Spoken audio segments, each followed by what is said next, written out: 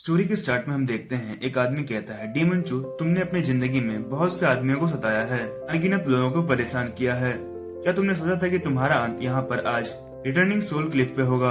वहीं पर एक लड़की कहती है, डीमन चू, तुमने मेरी सिस्टर को धोखा दिया, जिसकी वजह से उसे बहुत ज्यादा कष्ट सहना पड़ा था और उसे मरना पड़ा। आज मैं जरूर तुम्हारे शरीर के 1000 टुकड़े कर दूंगी। वहीं पर एक बूढ़ा आदमी कहता है, आखिर 3 साल से तुम्हारे पीछे करने के बाद आज तुम्हारे पास यहाँ पर भागने का कोई जगह नहीं है। डीमन चू हमारी कहानी का मेन कैरेक्टर है, जो इन लोगों से लड़कर खून में भिगा हुआ होता है।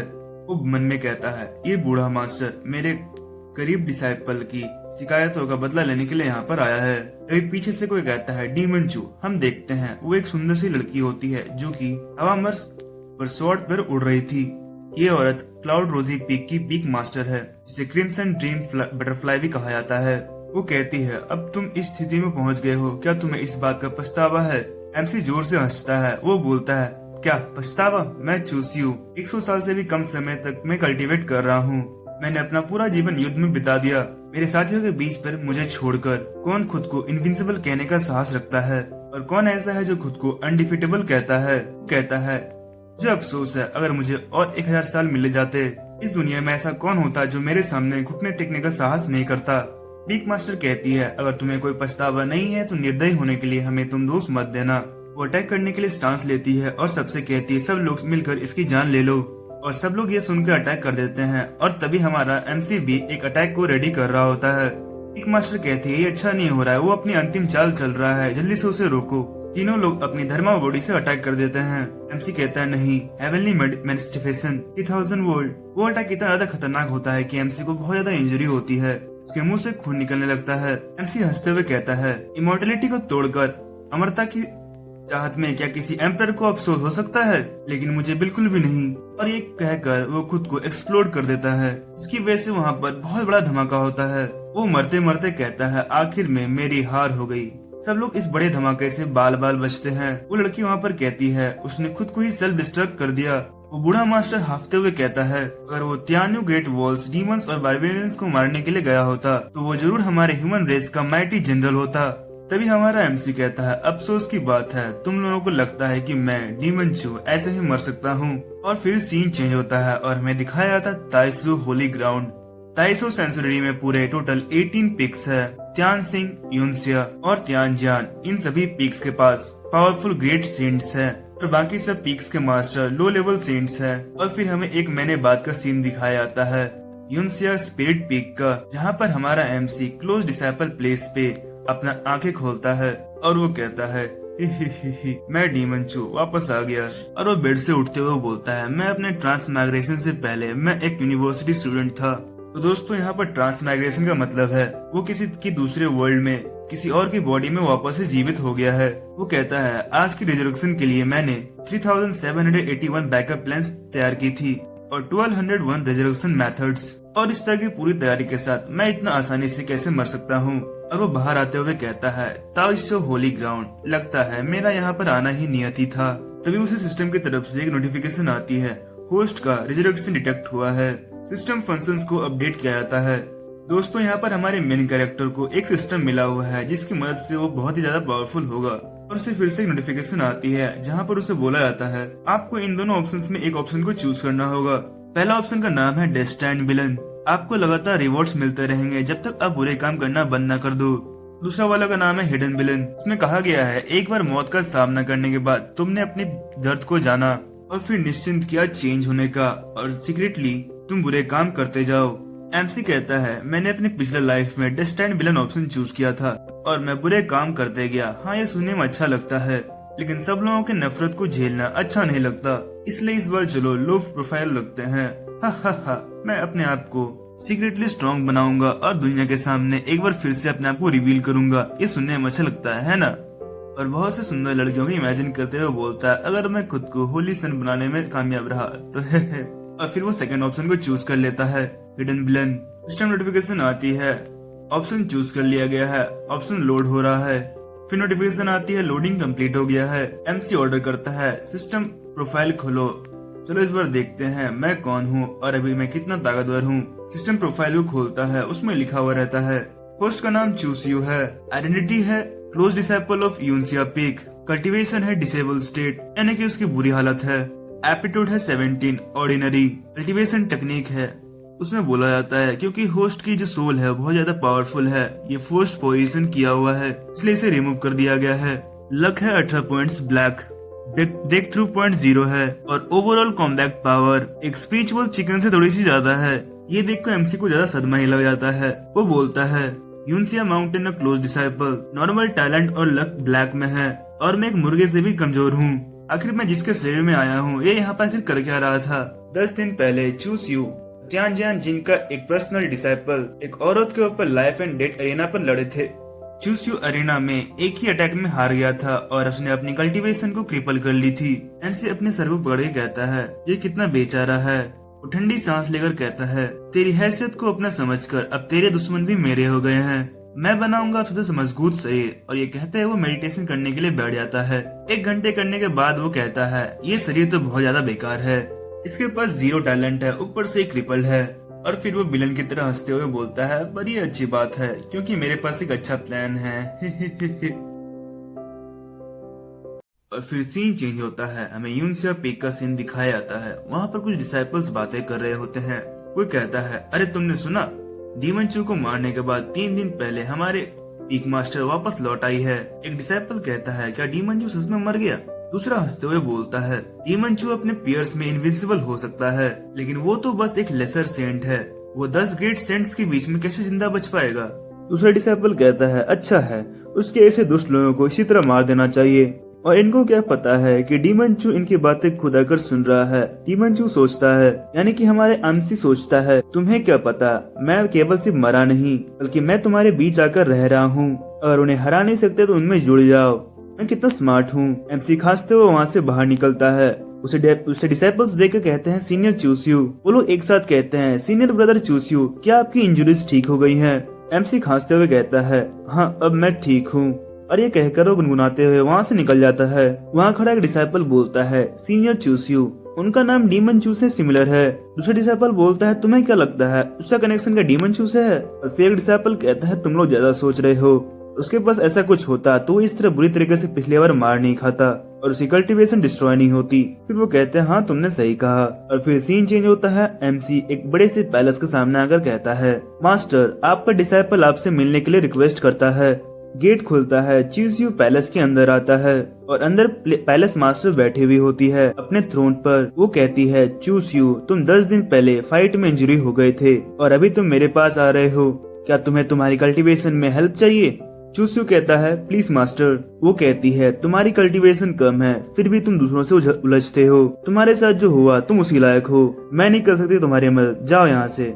एमसी चिल्लाते हुए कहता है मास्टर क्या सच में नहीं जानती मेरी कल्टीवेशन क्यों कम है? मैं स्ट्रॉन्ग कैसे बन सकता हूँ अगर मेरे पास कोई रिसोर्सेस ही नहीं है? तो आपने मेरे सारे रिसोर्सेस मेरे जूनियर्स को दे दिए और इस बारे में आपने मुझे बताया भी नहीं, और इसीलिए मैं स्ट्रॉन्ग कैसे बन सकता हूँ? मास्टर गुस्से में हाथ पटकते हुए बोलती है अपमानजनक, तुम्हारे पास टैलेंट कम है, तुम कल्टीवेशन करने में लेजी हो और इसके बाद भी तुम सारा ब्लेम मेरे ऊपर डाल रहे हो, रिडिकुलस। एमसी हंसते हुए बोलता है ही मुझे पता है आप मुझे रिसोर्सेज क्यों नहीं देती, मेरा नाम डीमन चू से मिलता जुलता है, ऐसा ही है ना? उसके ऊपर गुस्सा आपने मेरे ऊपर निकाला, ये सुनने में कितना बेकार लगता है ना? मास्टर उसकी बातें चिड़चिड़े नजरों से देख रही थी और सुन रही थी। उसके पास आकर वो बोलती है मैंने तुम्हारे साथ ऐसा कभी नहीं किया, अभी तुम यहाँ से जाओ, मैं तुम्हारी इंजरीज के लिए तुम्हें मेडिसिन भेज दूंगी, तुम अपनी कल्टीवेशन को जारी रखोगी। एमसी थोड़ा विलन की तरह रोक देते हुए कहता है नहीं नहीं नहीं नहीं मास्टर मेरी हेल्प अभी कर सकती है। मास्टर कहती है तुम्हारा क्या मतलब है? एमसी कहता है मैंने सुना है आप हेवनली फ्रेग्रेंस कॉन्स्टिट्यूशन पोजेस करती हैं। वो मास्टर के बहुत करीब आकर कहता है अगर मैं आपके साथ डुअल कल्टीवेशन करता हूँ ये मेरी इंजरीज को हील करने के साथ साथ मेरी कॉन्स्टिट्यूशन को भी इंक्रीज कर देगी और मेरी एप्टीट्यूड को बढ़ा देगी। दोस्तों यहाँ पर डुअल कल्टीवेशन का मतलब क्या होता है ये आप लोगों को समझ जाना चाहिए क्योंकि ये मैं बोलने नहीं वाला। मास्टर ये सुनकर हैरान हो जाती है और वो बोलती है तुमने अभी यहाँ पर क्या कहा? एमसी प्यार भरे शब्दों में कहता है मास्टर प्लीज मेरे साथ डुअल कल्टीवेशन कर लीजिए ना। यह सुनते ही मास्टर ऊपर से नीचे तक शर्माते हुए एकदम लाल हो जाती है, एकदम जोर से ब्लश करते हुए कहती है तुम गद्दार डिसाइपल, क्या तुम मृत्यु चाहते हो? तुम्हारी हिम्मत कैसे हुई मुझे मेरे ही पैलेस में अपमान करने की? और वो अटैक रेडी हुए करते हुए कहती है, मैं तुम्हारी सारी टेंडेंस को काट दूंगी। मैं तुम्हें आज ही तुम्हारी इस माउंटेन से तुम्हें निकाल दूंगी। ये सुनकर एमसी अपने फिंगर्स को दांत में काट कर उससे खून निकालता है और कुछ करता है, और इसकी वजह से मास्टर का जो अटैक होता है वो यहीं पर डिस्ट्रॉय हो जाता है और वो वहीं लड़खड़ा कर गिर जाती है। और वो सोचती है, ये क्या हुआ, मैं अपनी ग्रेट सेल कल्टीवेशन को यूज क्यों नहीं कर पा रही? एमसी क्लोज आकर कहता है मास्टर से, मास्टर प्लीज। ब्लश करते हुए चिल्लाती है, गद्दार डिसाइपल, तुम अपने मास्टर के साथ क्या करना चाहते हो? एमसी अपने मास्टर की तरफ हाथ बढ़ाते हुए कहता है, मास्टर प्लीज आप मुझे अपने लेसन्स पढ़ाएं।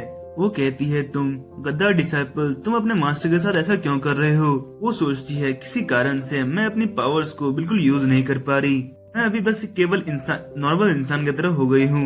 एमसी और सामने आके कहता है, मैंने क्या किया? बेशक मैंने आपकी कल्टीवेशन को सील कर ली है। वो ये सब मन में सोच रहा था। वो मास्टर के चेहरे को पकड़कर सोचता है, उस दिन जब आपके ऐसे दर्जनों सेंट्स ने मेरा पीछा किया था, मैंने secretly reincarnation heavens weeping samsara seal को मैंने आपके ऊपर यूज कर लिया था। दोस्तों, आप लोगों को याद ही होगा, ये मास्टर ही उन सेंट्स में से एक सेंट थे जिसने चू पर हमला किया था। एमसी मन में सोचता है, ये सिस्टम का ट्रेजर है। तभी सिस्टम की तरफ से नोटिफिकेशन आती है, item heavens weeping mother and son samsara seal, category sealing type prop, great godly. Son seal को यूज करने पर आप एक सेलेक्टेड फीमेल कल्टीवेशन को एक कल्टीवेशन को सील कर सकते हो अगर आप उनकी बॉडी पर कहीं पर यूज करोगे तो। और मदर सील यूज करने पर आप उस कल्टीवेटर की कल्टीवेशन को किसी भी टाइम कम्प्लीटली सील कर सकते हो। इसका उपयोग बार बार किया जा सकता है। दोस्तों, इसका मतलब है सिस्टम कह रहा है कि आप किसी के भी कल्टीवेशन को सील कर सकते हो अगर आपके पास ये आइटम है तो। एमसी सोचता है, जब तक मैं खुद सोचूं, अगर कोई फीमेल कल्टीवेटर जो कि एम्परर रेल्म से नीचे है, उसके पास और भी कोई ऑप्शन नहीं बचता मेरे कमांड्स को ओबे करने के अलावा। अपने मास्टर के चेहरे पर हाथ फेरते हुए कहता है, आपकी उम्र हजारों साल है, फिर भी आपकी स्किन इतनी स्मूथ और सुंदर है। मास्टर ब्लश करते हुए कहती है, तुम गद्दार डिसाइपल, आखिर तुम इतने बदतमीज कैसे हो सकते हो? क्या तुम्हें डर नहीं है कि मैं तुम्हें मार दूंगी? एमसी हंसते हुए कहता है, तो ठीक है, इस डिसाइपल को आप मार दीजिए। मास्टर, आप बस चिल्ला रहे हो, काम भी तो करो। फिर वो अपने मास्टर के और भी करीब आ जाता है और उनके कानों में कहता है, मास्टर, अगर मैं हेवनली स्वॉर्ड पीक के लियू सियो को बता दूं कि आपने अपनी कल्टीवेशन को खो दी है, आपको क्या लगता है वो क्या करेगी? आपको याद ही होगा, आपने बहुत पहले उसके फादर को एक ही स्लैश में मार दिया था। सोचो, क्या लगता है आपको रिवेंज लेने का इससे अच्छा मौका उसके पास क्या होगा? मास्टर सोचती है, बिल्कुल नहीं, मैं इस बारे में लियू सियो को पता लगने नहीं दे सकती, पक्का मुझे मार देगी। वो औरत बिल्कुल पागल है। वो कहती है, तुम गद्दार डिसाइपल, चाहे वो हेवेंस का आइटम हो, धरती का खजाना हो या फिर कल्टीवेशन रिसोर्सेस हो, मैं तुम्हें वो सब दे दूंगी। तुम चूज करो, तुम्हें ये सब मिल सकता है। तुम कुछ बोलने ही वाली थी। एमसी तभी अपने मास्टर के कंधे पर हाथ रख के कहता है, नहीं, मुझे इन चीजों में से कुछ भी नहीं चाहिए। ये डिसाइपल क्या चाहता है वो आप। मास्टर ब्लश करते हुए कहती है, नहीं, ये कभी नहीं हो सकता। तुम कोशिश भी मत करना, मैं सबसे पावरफुल हाई सेंट मास्टर हूँ, मैं कैसे तुम जैसे चींटी के सामने झुक सकती हूँ? एमसी मन में सोचता है, मेरी ना आपके साथ और ना ही तहसू होली ग्राउंड के साथ कोई दुश्मनी है, फिर भी आपने उन सब के साथ मिलकर मुझे मारने का तय किया था। और वो बोलता है, अब आपका डर क्या होता है ये जानती हो? तभी वो एक बुक निकालकर बोलता है, मास्टर, ये मैं आपके लिए लाया हूँ। इस डिसाइपल के पास एक एंशिएंट टेक्निक है जो बहुत ही बेनिफिशियल लगता है, लो आप देखो। मास्टर मन में कहती है, इस रेवेलियस डिसाइपल को ये प्रोफाउंड टेक्निक कहाँ से मिल गई? ये जो टेक्निक है ये हेवनली डाव के साथ थोड़ी सी हार्मनी में लग रही है, ये तो ऑर्डिनरी बिल्कुल भी नहीं है। वो कहता है, मास्टर, इसके बारे में क्या ख्याल है? मास्टर चिल्लाती, नहीं, जाओ यहाँ से। वो और पास आकर कहता है, मास्टर, आप ये डिसाइपल को दे दो। वो कहती है, तुम गद्दार डिसाइपल, नहीं। तभी सिस्टम की तरफ से नोटिफिकेशन आती है, होस्ट सच में एक रेवेलियस डिसाइपल बन चुका है। ये तो बकवास है और ये सच में एक ग्रेट विलन है। होस्ट को 1000 ब्रेक थ्रू पॉइंट्स मिलते हैं। मास्टर चिल्लाती है, नहीं, उनसे यहाँ पर अपना काम कर रहा था जो वो पहले करने वाला था अपने मास्टर के साथ, और उसे यहाँ पर नोटिफिकेशन मिल रही थी। होस्ट ने यहाँ पर क्रिम्सन ड्रीम बटरफ्लाई के साथ डुअल कल्टीवेशन कर लिया है। होस्ट की सारी इंजरीज हील हो गई है। होस्ट क्रिम्सन ड्रीम बटरफ्लाई के साथ डुअल कल्टीवेशन कर रहा है। और उसकी कल्टीवेशन एप्टीट्यूड बढ़ चुकी है। दोस्तों यहाँ पर Prince and dream butterfly master का ही दूसरा नाम है, ये उनका एक तरह से टाइटल है। फिर नोटिफिकेशन आता है एप्टीट्यूड प्लस होते जाता है 100 प्लस 100 प्लस 100 प्लस। होस्ट की एप्टीट्यूड 317 हो गई है। Heavenly grade cultivation speed increase की जाती है 20 फोल्ड यानी कि 20 गुना। होस्ट और क्रिम्सन ड्रीम बटरफ्लाई की यात्रा शुरू हुई है। यात्रा XX तक। होस्ट की कल्टीवेशन बढ़ रही है। Foundation establishment, second layer, third layer, 8 layer और फिर कुछ घंटे बाद का सीन दिखाया जाता है। और यहाँ पर MC की यात्रा खत्म हो चुकी है अपने मास्टर के साथ। दोस्तों यहाँ पर आप यात्रा का मतलब तो समझ चुके होंगे। फिर नोटिफिकेशन आती है होस्ट यहाँ पर 9th लेयर फाउंडेशन स्टैब्लिशमेंट के रेल में पहुंच चुके हैं। होस्ट अपने पूरे कपड़े पहनने के बाद अपने मास्टर से कहता है आपका शुक्रिया मास्टर, फिर मिलते हैं। मास्टर बैठ जाती है और बोलती है गद्दार डिसाइपल, मैंने तुम्हें पहले ही दे दिया है जो तुम चाहते थे, अब तुम ये सील को अंडू कर सकते हो। MC हंसते हुए कहता है बिल्कुल नहीं। मास्टर चिल्ला के कहती है विद्रोही डिसाइपल, क्या तुम अपने मास्टर को मरवाना चाहते हो? MC जाते हुए बोलता है मास्टर अगर आप नहीं चाहते लोगों को पता चले कि आपकी कल्टीवेशन सील हो चुकी है तो आपको इसे अच्छी तरह से छुपाना चाहिए। और वो एक क्रिस्टल दिखाते हुए कहता है और आप जानते होंगे कि ये इमेज रिटेंशन क्रिस्टल क्या कर सकता है। मास्टर ब्लश करते हुए चिल्ला के कहती है क्या तुमने सब कुछ रिकॉर्ड किया है? MC हंसते हुए कहता है मास्टर आप टेंशन मत लो, ये बस याद रखने के लिए है। और अपने मास्टर को वहाँ से छोड़ के जाते हुए कहता है हम दोनों के बीच के लंबे मास्टर डिसाइपल रिलेशनशिप को मन में रखते हुए मैं बोल रहा हूँ, इस सील को तोड़ने के बारे में सोचना भी मत। अगर आप समय के अंत तक इस चियोंग कॉन्टिनेंट में ढूंढोगी, इस डिसाइपल के अलावा कोई और आपके सील को नहीं खोल पाएगा। हाँ अगर हेवनली एम्परर का रीइंकार्नेशन आ जाए तो अलग बात है। हाँ लेकिन आपको पता होना चाहिए कि इस दुनिया में अब कोई भी हेवनली एम्परर नहीं है। और अगर ये डिसाइपल मर जाता है आप अपनी बची हुई जीवन बस एक सिंपल इंसान बनकर जियोगे। और अगर आप मुझ पर बिलीव नहीं करते तो आप ट्राई कर सकते हो। और वो पैलेस से गेट तक पहुंचते हुए बोलता है हाँ और ये भी, ये डिसाइपल अगर मर जाता है इस इमेज रिटेंशन क्रिस्टल में जितने भी इमेजेस कैप्चर किए हुए हैं वो सारा स्प्रेड कर दिया जाएगा और उसमें त्यान चियोंग कॉन्टिनेंट के पीपल्स आपके बारे में क्या सोचेंगे। मास्टर दबे शब्दों में गुस्से से काटते हुए बोलती है गद्दार डिसाइपल, तुम अच्छी मौत नहीं मरोगे। वो जोर से चिल्लाती है नीच नीच, चीटी जो डार्क पैलेस रैन भी नहीं पहुंची, उसके पास मुझे सील करने की पावर कैसे हो सकती है। जो पैलेस के बाहर आके खड़ा था और वो बोलता है जब मैं यहाँ पर आया था तो सुबह हो रही थी, जब मैं जा रहा हूँ तभी रात हो चुकी है। मैं अपने मास्टर के वजह से फाउंडेशन बिल्डिंग रेलम के 9th लेयर तक पहुँच चुका हूँ और अब मुझे अगली बार का वेट करना पड़ेगा। उसके बाद मैं सी रोटेटिंग रेल में ब्रेक थ्रू करूंगा। सी रोटेटिंग रेल एक पानी की बाल्टी ऐसा है। MC मन में सोचता है फाउंडेशन बिल्डिंग एक लकड़ियों को जमा करने ऐसा है। इतनी मजबूती से तुम लकड़ियों गैदर करोगे और जमा करोगे, जितनी वो मजबूत होगी वो उतनी ही अच्छी तुम्हारे सी रोटेटिंग रेलम की कल्टीवेशन पाथ होगी। मैंने अपने पिछले जीवन में इस चांस को खो दिया था क्योंकि मैंने अपने फाउंडेशन रेलम को स्किप कर दिया था। कल्टीवेट करते समय मेरी जो फाउंडेशन थी वो मजबूत नहीं थी, इसलिए मैंने फोर्सफुली अपने फाउंडेशन को किया, एक बेस्ट फाउंडेशन बनाया। और इसलिए मैं जब कभी किसी ऐसे कल्टीवेटर से मिलता जो मुझे कल्टीवेशन में आगे है तो मैं उनसे लड़ सकता था।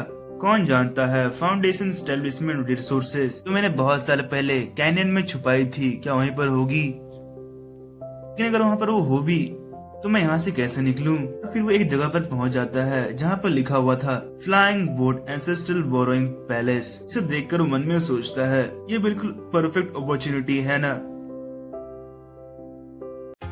दोस्तों अगर वीडियो पसंद आई हो तो लाइक करें, शेयर करें और सब्सक्राइब करना मत भूलना। फैंटेसी बॉर्न पर मिलते हैं नेक्स्ट एपिसोड में।